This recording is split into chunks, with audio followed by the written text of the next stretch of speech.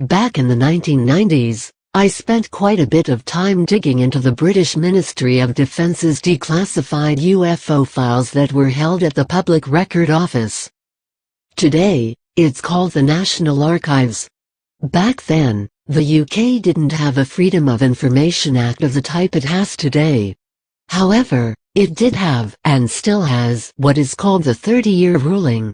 As its title suggests, it's an act that permits files to be released after 30 years, providing there are no specific reasons to warrant further withholding.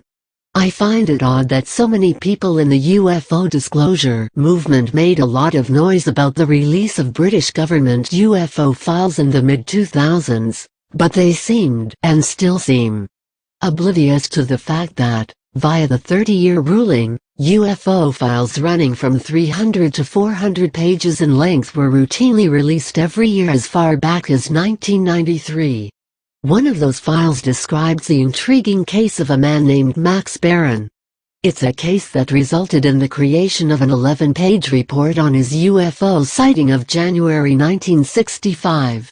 According to Barron, it was on January 5 that he saw something strange in the skies over March, Cambridgeshire, England. But it wasn't just in the sky. It reportedly fell to the ground. Barron wrote to an office of the Meteorological Office Unit (MU) at Huntingdon Road, Cambridge. He said in his letter, whilst in the sunlight it remained visible, giving the appearance of a curved object. Perhaps a parachute, but I would have thought too fast for that. Before falling too low to be visible in the low sun, it appeared to be falling to a point perhaps a mile or two southeast of the town center from where I was watching.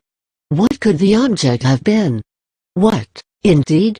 When I found this report, I flipped through the files and saw that the senior meteorological officer at Cambridge quickly apprised his headquarters at Bracknell, Berkshire, of Barron's letter.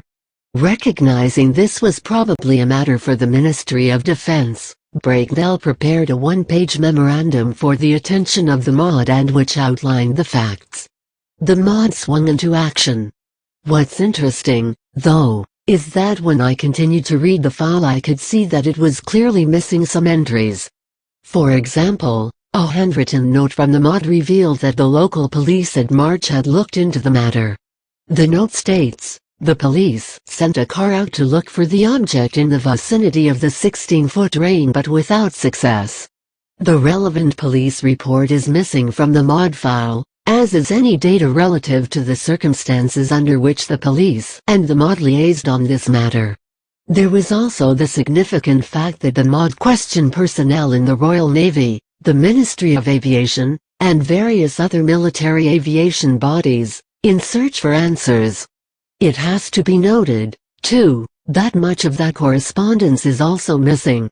All we know for sure is what the MOD told Max Barron. Things which may on occasion fall from aircraft include external fuel tanks, drag chutes, cockpit canopies, access panels or doors, and sometimes accumulations of ice. We have looked carefully into all these possibilities so far as our own aircraft are concerned, but have drawn a blank. Despite this seemingly authoritative letter, it's abundantly clear that the Ministry of Defense was keeping its opinions on the case close to home. One MOD official recorded, with an exclamation mark, "If we have nothing to say, the sooner we say it the better." Of course, it's entirely possible, maybe even probable, that what Max Barron saw was indeed a piece of military hardware that accidentally fell to Earth and which no one wanted to own up to, at least, not to an inquiring member of the UK public.